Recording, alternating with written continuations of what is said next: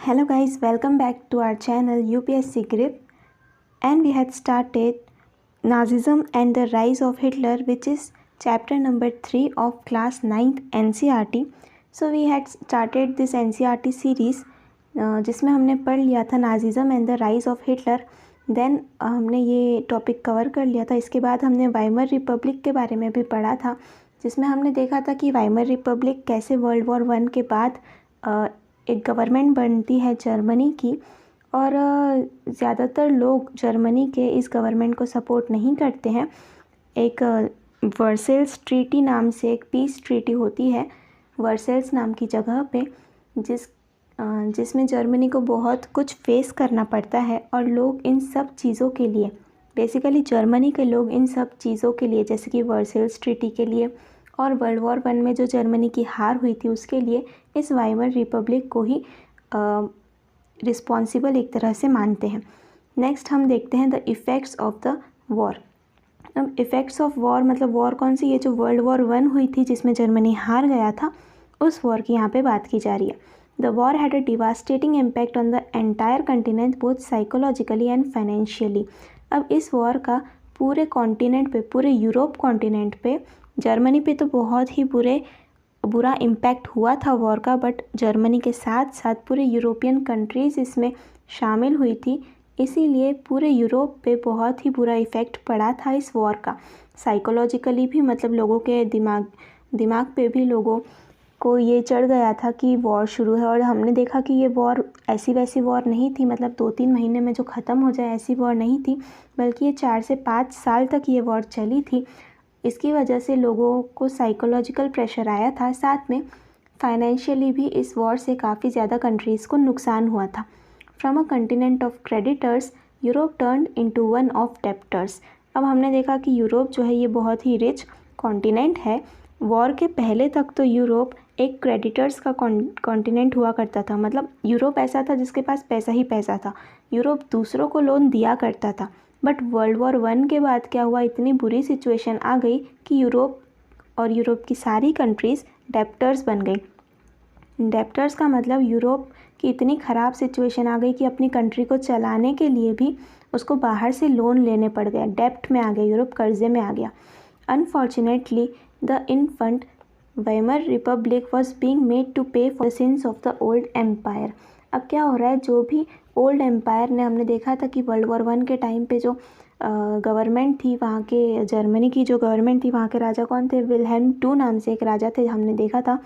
तो इन्होंने जो कुछ भी सिंस किए थे, जो भी पाप किए थे, उन सब की सज़ा किसको चुकानी पड़ रही थी, वाइमर रिपब्लिक को। वाइमर रिपब्लिक तो नई आई थी एग्जिस्टेंट में, इसने कुछ किया भी नहीं था। इसकी गलती बस इतनी सी थी कि ये वर्ल्ड वॉर 1 के एंडिंग में इसने अपनी गवर्नमेंट बनाई। तो लोगों को क्या लगने लगा कि वर्ल्ड वॉर 1 में जो जर्मनी हारा है वो इसी वाइमर रिपब्लिक की वजह से हारा है। दूसरी बात, इसकी दूसरी गलती क्या थी वाइमर रिपब्लिक की, दूसरी गलती ये थी कि इसने ट्रीटी देखी थी हमने, वर्सेल्स ट्रीटी या फिर पीस ट्रीटी ऑफ वर्सेल्स देखा था हमने। तो ये वाइमर रिपब्लिक की दूसरी गलती क्या थी कि इसने जो पीस ट्रीटी ऑफ वर्सेल्स थी उसको साइन किया था। अब जर्मनी को बहुत कुछ फेस करना पड़ा था इस पीस ट्रीटी में, जैसे कि हमने एक देखा था कि जर्मनी का कुछ लैंड अलाइज कंट्रीज़ ने छीन लिया था। साथ ही जर्मनी को एक कंपेंसेशन पे करना पड़ा था। कितना कंपेंसेशन था वो, 6 आई थिंक बिलियन पाउंड्स, ये 6 बिलियन पाउंड्स का कंपेंसेशन जर्मनी को पे करना पड़ा था। ये सब वर्सेल्स ट्रीटी को साइन करने के बाद ही हुआ था, और वर्सेल्स ट्रीटी को साइन करने की गलती किसने की थी, वाइमर रिपब्लिक ने। इसीलिए जर्मनी के जो सारे लोग थे वो वाइमर रिपब्लिक को ही इन सब चीज़ों के लिए रिस्पॉन्सिबल मानते थे।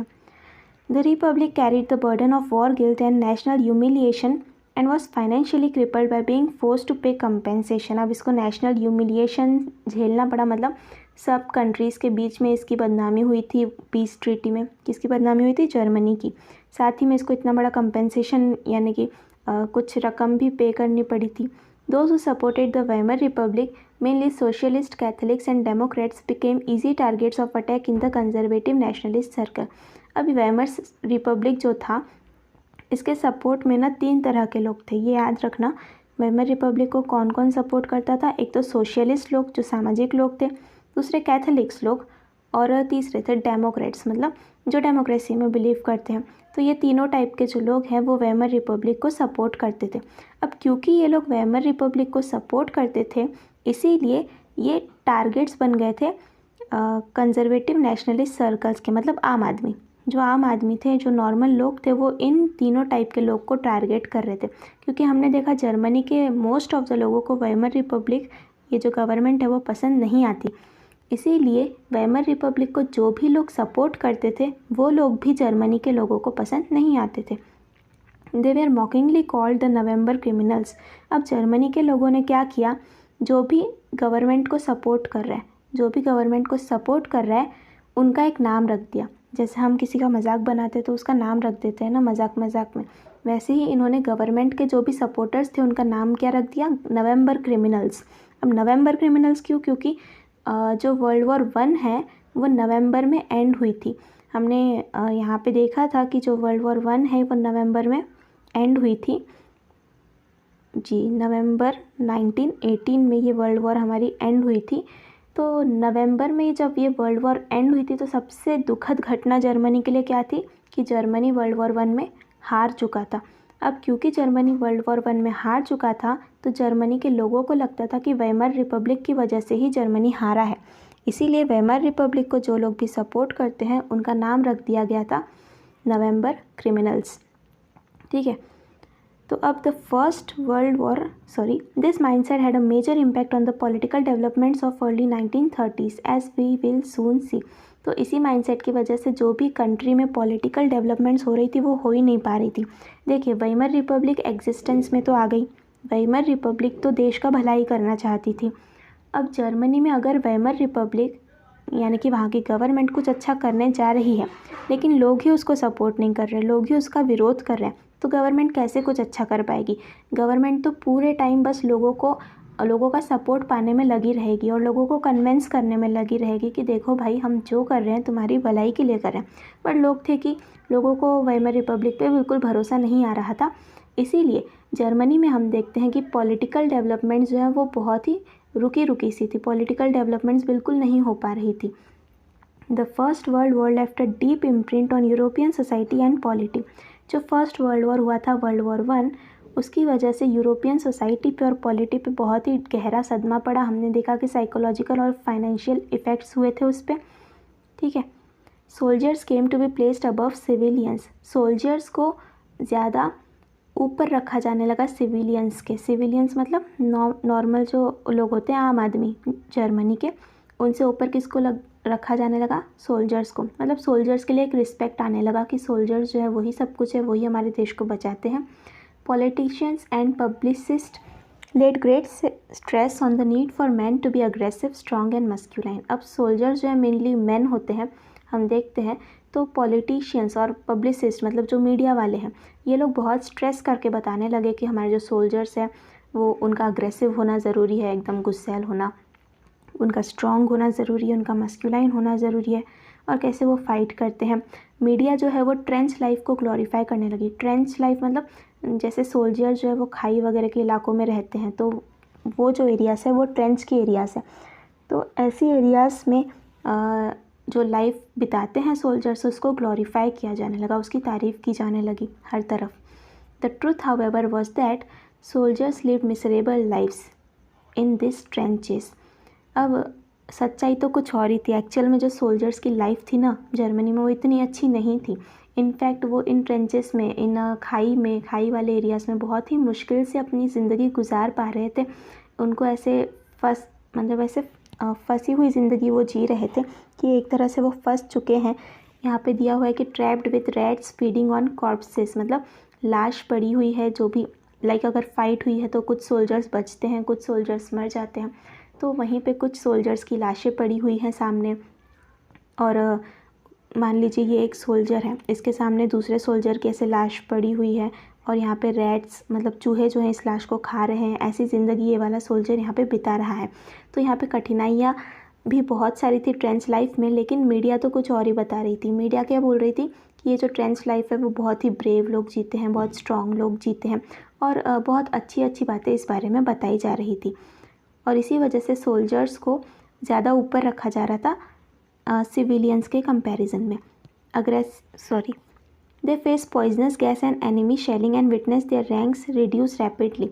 अब जो सोल्जर्स थे वो पॉइजनस गैस को फेस कर रहे थे, साथ में एनिमी को प्रोटेक्ट करने के लिए। एनिमी शेलिंग मतलब दूसरे एनिमीज़ जब अटैक करते हैं तो ये लोग सोल्जर्स क्या करते हैं, अपने कंट्री का प्रोटेक्शन करते हैं, इसको बोलते हैं एनिमी शेलिंग।